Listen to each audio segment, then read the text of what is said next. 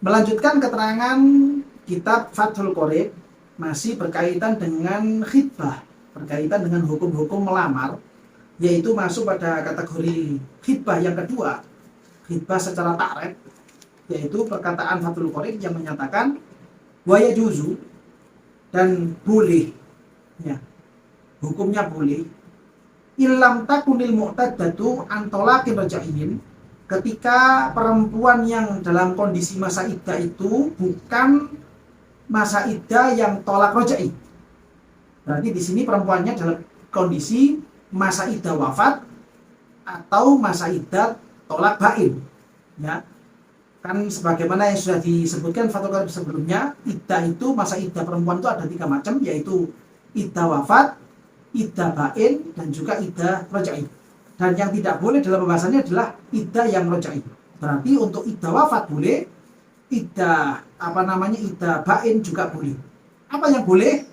An yu'arridolaha bil khidbati, untuk menyatakan khidbah secara ta'rif kepada si perempuan tersebut, walaupun perempuan ini dalam kondisi masa iddah wafat atau masa iddah bain. Kita si laki-laki boleh hukumnya, halal hukumnya untuk mengungkapkan khitbah, mengungkapkan lamaran, namun dalam bentuk secara takrif. Kalau seandainya disebutkan secara tasrih, maka hukum khitbahnya tidak boleh. Tapi kalau dalam bentuk takrif, maka hukumnya boleh-boleh saja. Jadi misalkan ada seorang perempuan, yang perempuan ini masih dalam masa iddah wafat. Artinya dia masih dalam masa-masa 4 bulan 10 hari setelah meninggalnya si suami. Lalu kemudian ada laki-laki berikutnya yang ingin menikahi perempuan ini, dan kemudian mengungkapkan keinginannya ini, mengatakan dengan khitbah namun dengan redaksi yang takrif, maka ini boleh-boleh saja. Gampangannya seperti misalkan si laki-laki menyatakan, saya tidak menemukan perempuan yang lebih cantik daripada kamu. Nah, ungkapan seperti ini nanti masuk dalam contoh-contoh khitbah yang takrif. Hukumnya bagaimana mengatakan seperti itu kepada perempuan yang masih masa iddah wafat? Hukumnya adalah boleh-boleh saja, tidak menjadi haram. Atau misalkan si perempuan ini, ya, dalam masa-masa iddah bain, dia sudah ditalak 3 kali oleh suaminya, sudah diceraikan 3 kali sehingga menjadi talak bain kubro bahasanya. Lalu kemudian dia masih dalam masa-masa iddah. Datang laki-laki kedua yang ingin menikahi perempuan ini dan mengungkapkan perasaannya, namun menggunakan bahasa yang takrif, bukan tasrih, maka hukumnya juga boleh. Misalkan si laki-laki bilang kepada perempuan ini, alangkah ruginya suamimu yang telah menceraikan perempuan secantik kamu, misalkan.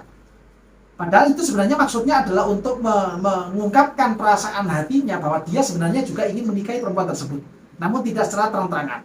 Maka hukumnya seperti ini adalah boleh, karena itu adalah jenis-jenis khitbah yang takrif kepada perempuan-perempuan yang dalam masa iddah wafat atau masa iddah bain.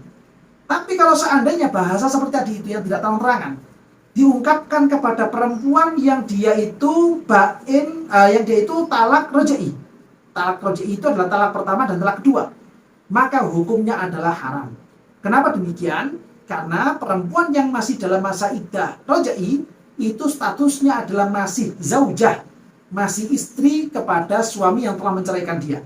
Walaupun sudah jatuh cerai 1, sudah jatuh cerai kedua, tetap perempuan ini masih dianggap istri secara kacamata syariat bagi suami yang telah menceraikannya.